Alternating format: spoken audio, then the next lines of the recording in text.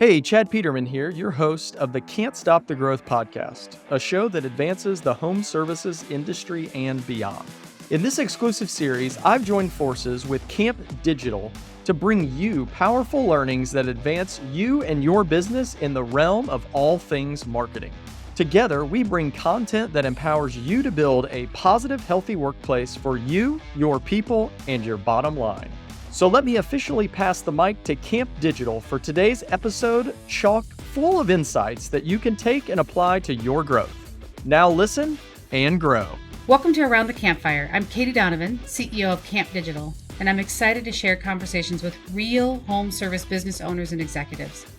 Some of my favorite people who I think are the industry's top leaders, innovators, and trailblazers. Each episode, we dive into stories behind successful home services businesses, the wins, the challenges, and everything in between. Our goal, to share real stories from real people. So grab a seat around the campfire and let's get started. I think I say this at the start of every one of these, but I am honestly so excited today to be joined by a client, a friend, a person I madly respect in the space, Matt Murray. Matt is the CMO and head of innovation at Peterman Brothers. Matt, honestly, thank you very, very much. I am really, really honored you took some time to join us today. Thank you so much. Well, my pleasure, Katie. Thanks for having me. Oh, I'm so excited about this. You guys don't know what you're in for. One, I did just find out that Matt just got engaged. Oh, she put the news in the webs, in the world. It's out there. Official. So congratulations. It's official. Yeah, it's podcast official. It used to be Facebook official. Now it's podcast official. They say I'll give my Venmo if you want to contribute to the wedding fund. Oh, I love it. Throw it. Maybe we'll put it at the end, right? I love it. There we go. Well, today should be a fun one. I'm really excited. I think a lot of people are very familiar with Peterman brand, but it takes a village. If you've never done the Peterman shop tour, I highly recommend it. And you get to meet people like Matt and a few other folks that really have made Peterman what Peterman is. And so obviously being from the marketing side and innovation side, you are who we work with the closest and had the opportunity to get to know and grow with. So I'm really excited. And with that, I think we'll just jump right in, Matt. Does that work for you? Works for me. Awesome. I know your background, but can you tell us a little bit about your background? Like, how did you get into working with Peterman? How did you get into the home services space? Yeah, so I think it's definitely one of those things where I was a little bit at the right place at the right time. My background's in more digital marketing, app development, web development. I did that for probably 10 years out of college. And then Peterman was actually a client of mine. And Chad had reached out, wanted to know if I knew anybody. And I said, actually, I'm kind of tired of this like semi-freelance world of I thrive on the like office social scene. And you weren't getting that working at home by yourself as a freelancer. So I jumped on board. When was that? 2019, 2018. So we were maybe a fifth of the size we are now, maybe even probably smaller than that. 2 locations, very much small shop kind of feel, and kind of dove right in with, okay, here's all the things we can do using primarily, then it was more of an IT strategy of like, how do we use software to make things run better? How do we get away from just a bunch of spreadsheets, that kind of thing? Yeah, I love that. Yeah, and you guys have grown. I mean, I think, like I said, most people are probably familiar with your story. If you're not, it's worth looking up. Your growth has been phenomenal and continued well beyond, like, I think the COVID boom for most of us. So what would you say one of your earliest challenges were? I mean, you when you started, you guys were, I mean, I think you're being generous saying like a fifth of the size. The growth you've had is exponential. What's one of the earliest and biggest challenges you had? Everything just wasn't in sync. The data wasn't there. There was a lot of different processes. I think the biggest thing is just we've getting everybody aligned and on what we're trying to do. That definitely starts from the top, and Chad's huge on that. But at that point, we were still kind of painting our picture and not exactly sure what we wanted to be. We were very much a multifamily new construction kind of company, and now we're 100% residential. And those kind of, from a marketing standpoint, those strategies are way different. So I think once we got aligned, that was probably the biggest challenge back in the day. I love that you said that. And that is a key takeaway. I think from my experience with Peterman and with you guys, it really is. I mean, your leadership does a lot to help align the vision all the way down. Like, you guys have been really innovative in sharing data points with like your CSRs even.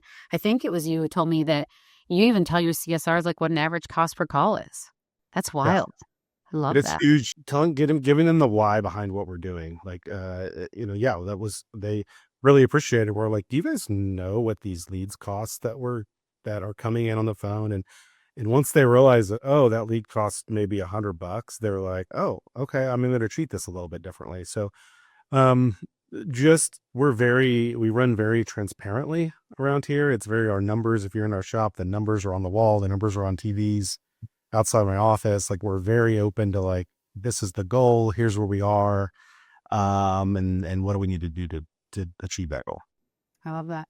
Can you share a moment like early in the business that made you step back and say like, wow, we're doing something. And I'm actually curious to see how you're going to answer this, because I think a lot of people do have like when they stop and think, I had a wow moment, but you guys have just grown so fast. Did you have like a wow moment where you step back and you're like, holy cow? And like, what was it? Honestly, it's probably been more recently. With obviously we were part of or experienced the giant COVID boom in a couple years ago, and then we really experienced the post-COVID pullback where all of a sudden, I think it was September of 2 years ago, I'm like, what happened? We changed. I'm calling our TV, like, did we stop running some ad? Like, what happened? Because demand just dropped off. But I think recently we spent the last 2 years like ripping their way all the layers and like getting super efficient in our business. And what we keep saying recently is like, oh, we're really, I'll say it, like, we don't suck as much as we thought we did. We're actually doing some things right. And so I think just recently it's been like, oh, look at what we have done. Look at where we were. Yes, we had this false like peak during COVID times where we all thought everything was great and my job was a lot easier. Just keep spending money and the leads kept coming. And now it's like, okay, we gotta, now that we are, I would say, outpacing the industry, and we look at industry trends and stuff, we're not seeing the dips, the valleys as low as maybe the industry valleys are. It's making us realize, okay, we are doing something right. And we got to not be so hard on ourselves. I wish more people would do that. I hear like every day customers will call me like, I'm only a $3.6 million. I'm like, only a 3.6. What do you like? That's amazing. I think we forget sometimes. Yeah. All right. So as leaders, especially, we're so focused on the fire of the day. Improvements. Yep. How do we make this better? And that's not good enough. And it's like, okay, maybe take a step back and realize how good we really are. And we are doing some things right. For this next question, I brought a little prop. If Chad was looking at you today, what would you tell him you were most proud of? I'll add his brother here too. What would you say you're most proud of to these two guys in the journey that you guys have done so far? I would say right there, what you have in your hand, it's the brand. Oh yeah, I love that. What we also have realized lately is that brand is only 5 years old. Our company is 35, almost 40 years old, but we were Peterman Heating, Cooling, and Plumbing with a white band and just a logo on the side of it until 2021 when we did a big rebrand. So we haven't been Peterman Brothers for that long. Did we have something to build off of? Yes, but we went all out on how do we make this brand, at least in Indianapolis, like in Indiana, the number one home service company out there. And I no longer worry about when someone says, where do you work? What do you do? It's like, oh, Peterman Brothers. Oh yeah, I know them. I see them everywhere. And I get that compliment. I could take it as a compliment, almost probably weekly. It's wild. Again, I'm going to go back to this, having been to your facility. People talk about making like these big, hairy, audacious goals, but I will never, as long as I live, I will have Alzheimer's in the nursing home and forget my name, but I will not forget the sheet of paper that's on the entryway that you guys have, where Chad and his brother and everyone wrote down what their revenue goals were And it's wild. So and that was 2018, I think that she said on a date, which is not that long ago. I mean, it's insane what you guys have done with that brand. And I mean, not to blow smoke, but not just what you've done for your team members but also the community. You guys have done a ton. Yeah, I mean, yes, love digital marketing. It's a huge, giant piece of what we do with Camp, but it all works a lot better when you've got a really solid brand behind you. 1000%. I totally agree with you on that. And that's becoming more and more important as we're seeing kind of trust erode in the market, and brand is becoming all the more important. Shameless plug for the brand companies out there. What's one of the biggest obstacles you faced in the last couple of years, and how'd you overcome it? I mean, that's really easy. The COVID pullback was a giant. I mean, we completely re-envisioned everything we were doing from a marketing standpoint and an operations standpoint. I just literally had this conversation an hour ago where it was like, yeah, the marketing numbers look really good, but a lot of that is because we fixed operations. Like, my ROIs look really solid this year because we're converting higher. We're actually doing something with the calls we're giving, the texts and as much as, because it's always marketing's fault, that I'm happy to take credit for something, but it's like, it was a cohesive thing throughout our entire operation of just how do we get better. I will say one credit I'll give Chad is he's always says, don't blame marketing until you're converting at 100%, because there's opportunity always there. The old CMO of Apex, he's now over at Vertex Roofing. His name's Akrit. He said to me early on, good operations can overcome bad marketing, but good marketing cannot overcome bad operations. Literally printed out on a piece of paper above my desk. Right, it stuck to my bones when he said that, because I'm like, oh, that's such, and you can, as a marketer, you can have bad marketing if your operations is good. It works. Yeah. And I think part of it too is you can't just sit in the marketing seat. Our team, like, my job as a marketer is to also coordinate with the rest of the operations team to feel like, okay, I'm giving you these leads, but they're not converting. Maybe they're bad leads. Maybe they're not. Maybe they're not the right kind of leads. Why are they canceling at a high rate? What is going on? And so it's definitely a team effort. It's not just, hey, go pay Camp money to advertise on Google and that's where it stops. I think that gap is closing too. I mean, what we're seeing in the market, and it's my next question for you. If your operations person and your marketing person aren't friends or don't go to lunch at least once a week, I would make them do it, because that gap is closing and closing quickly. We meet, I think we're down to 3 days a week, but there for a while, it was every single morning we met. And it's like, okay, especially in our case, we have 11 different locations, all with different needs, with multiple service lines. And you've got to just stay in sync and figure out, like, what may look good in a report may not actually be what's happening on the ground. So you got to hear it from the actual folks. I totally agree. And that does lead into the next question I have, because your title is not just marketing, it's innovation, which I love, adore, and feel like everyone should be including, as well as AI is somebody's responsibility. But how do you, Matt, stay ahead of the ever-changing landscape, not just in home services, but in digital marketing? A big part of my role is that I am in charge of all the IT, tech, app dev related things in the company. I think it's a giant advantage that we have is that we use tech and alongside with digital marketing strategies to reduce customer friction, to make the process easy, but also be able to, like, try things. Because I think one thing about staying ahead is how do we just got to keep trying things. That's part of marketing. Like, give it a try. If it doesn't work, we'll move on, but it may work. But how do we execute really quickly in having an IT background and having people on my team that can, try this new AI tool, outbounding tool, or try this, inbounding AI thing, or this chatbot option over here to make your speed to lead better, or to make your lead aggregator stuff, your close rate goes up.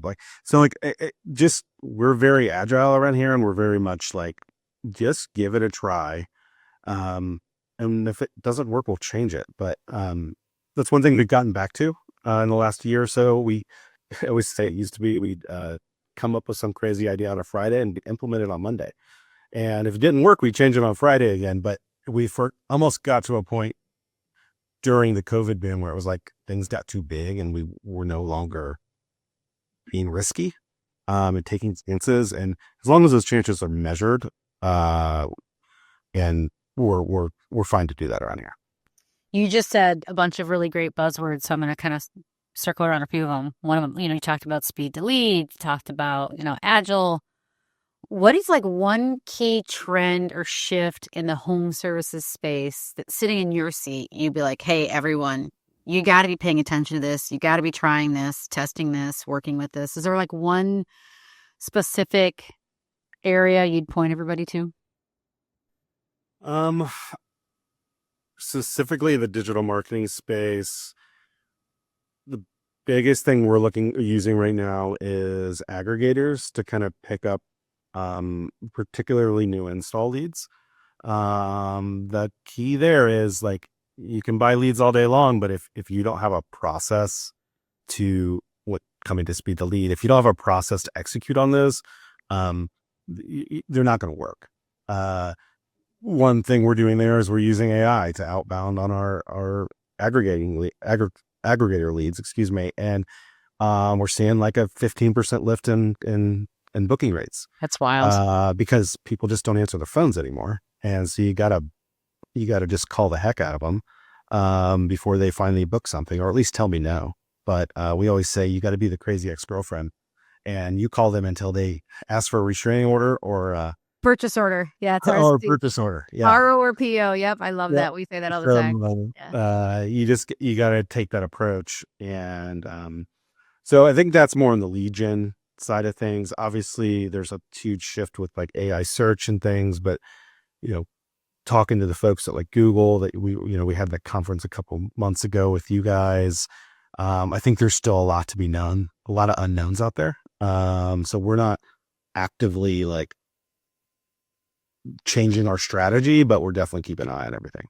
I listen to the speed of lead thing. I think, probably feels old hat to you because you've been doing it, but it's, if I had a nickel for everybody who doesn't, you got to answer your phones. You got to answer them quickly. You got to answer those leads quickly. You got to return those calls quickly. We're in the emergency service business. At the end of the day, unless they're just a super loyal customer, they're going to call somebody else if you don't pick up, and you don't pick up fast, or you can't chat with them right back or text them right back or whatever the method is. Take all that. Our big thing is how do we get rid of all that friction? Like I want to make it as easy as possible for you to book an appointment. And it's huge and ensuring you're maximizing your spend and being as efficient with your spend as you can be.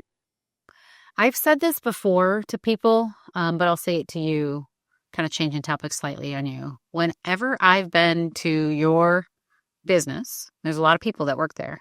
I've always been struck by one thing. People are genuinely smiling. I think you've heard me say that before. I've said it to Chad and a few other folks before too. It's not as common as you think. And when I walk around, it wasn't like they saw me and they smiled. They were sitting at their desks. They were happy. I think that comes from the leadership. So can you share with us a little bit about your approach to leadership? Your team particularly is really, they're always very smiley. They're really great to work with. What is your approach to leadership? How do you achieve that? Yeah, I think the biggest thing is we're just all very, we don't take ourselves too seriously here. Like, yes, I may have a director in my title, or yes, there may be a chief in my title. Like, it doesn't matter. At the end of the day, like we're all one big team, and it starts from the top. Like, I'll give Chad credit. Like I always say, my boss treats me this way, I'm going to treat you the same way because I appreciate it. And we hire smart people to do these jobs. We trust them to do the job. I'm a huge, whatever the opposite of micromanaging, macro managing.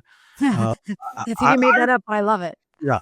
Yeah. That's me. I'm hiring you to do I'm not going to sit there and tell you how to do it. I'm going to give you a goal. I'm going to give you a vision. I'm going to paint the picture, and then I'm going to remove roadblocks if you have them. But like at the end of the day, we trust you. And that's, I think, just a general philosophy around here is trust your people to do the right thing. Make sure you have an overall vision of where we're going, and people will enjoy their jobs. And it's not even always about that they're making the most money of every place, because take me a lot to go to some place. You have to, the dollar amount would have to be really high for me to move to some place that wasn't fun to work at. And then you just, it's just one of those, it's the small shop mentality in a big business. Yeah, which is impressive that you guys were able to keep that. Again, shameless plug for your shop tours. I know you don't need it because they're always full. But if you haven't done one, highly recommend. Looking ahead, what's next for Peterman? Any exciting plans, initiatives, anything that you're working on that you can share with us? I think just continuing to grow our locations. There might be a few new ones on the horizon for next year. We're kind of, obviously really focused in the Midwest. We want to be able to drive from Indy in an hour or two. And then we're just really focused on continuing to like get better at what we're doing.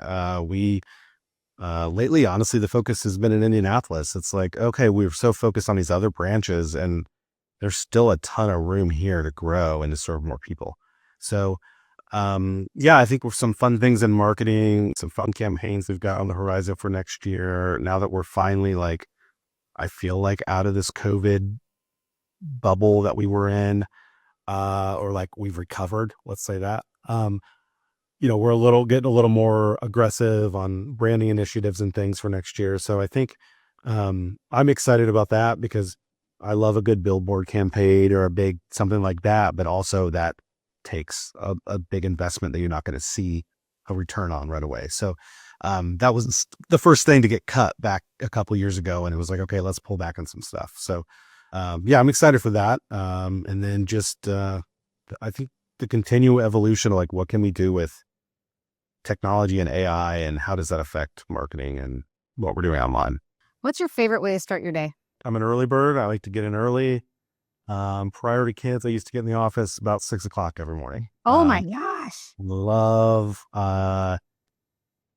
I love having my couple hours in the morning before the meetings start and the day starts going, to just prepare myself. Yeah, obviously get my coffee, that kind of stuff. I'm a 3-cup-a-dayer for sure. But yeah, I'm an early bird. That's wild. Favorite book, podcast, or resource for business insights? Ooh. Shameless plug for Chaz. I mean, Can't Stop the Growth. There Definitely it is. Can't great. Stop the Growth.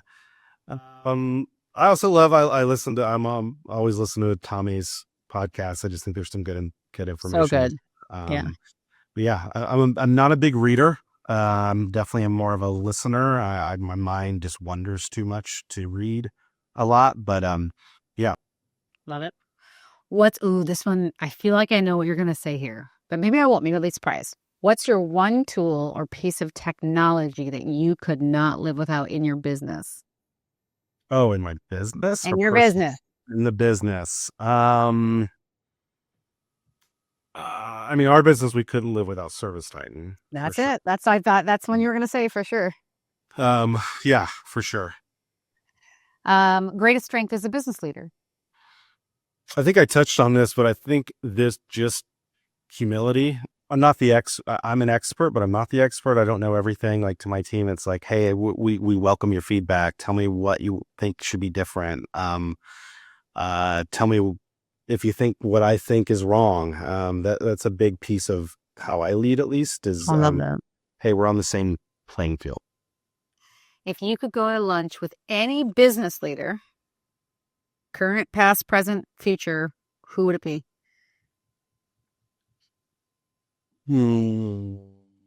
I would say like maybe Jeff Bezos. Really? I love his philosophy on the customer journey and like the customer interaction. Like he's so obsessed, and I like the story. He's just like this geeky guy in a room, and he became this. I don't have ambitions of being some trillionaire, but um, he's so obsessed with the customer experience, and I think we lose sight of that a lot of times in marketing. Favorite way to unwind after a long day? I'd say definitely when I force myself to do it, it's time with my kids. I try to be.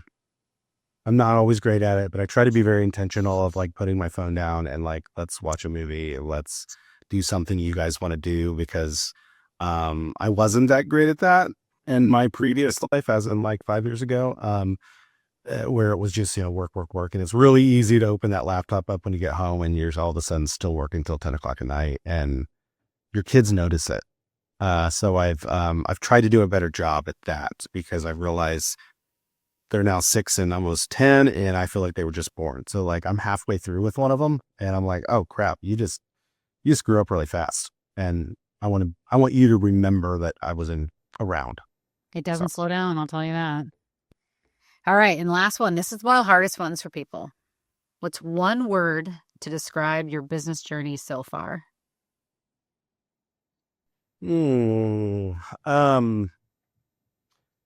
would say in this business in particular right now, I would use the word maybe renewed. Oh, love that. I think that's a common thread around here, is like things were a little dark like 2 years ago. Like it was, just post COVID, things were a lot of things changed. A lot of changes had to be made. And we're really on the upward momentum and on a really solid path now. And I think all of us are very much feeling really good about how things are going. Well, I want to say thank you. These two gentlemen are also saying thank you very much. And I, honestly, Matt, I appreciate it. You and a few of the other folks are really not taking it away from Chad and his brother and the whole crew there, but you guys are what makes that place so special. So thank you for taking the time to join us today. Yeah, I appreciate it, and give yourself some credit. We love working with Camp, and Katie in particular. I on many calls where it's like, okay, what do you think about Camp? How are things going? I'm like, you know what? It's Katie. It starts at the top, and I think that's really true. So, I appreciate it. Thank you, Matt. Hey, no problem. Have a good one.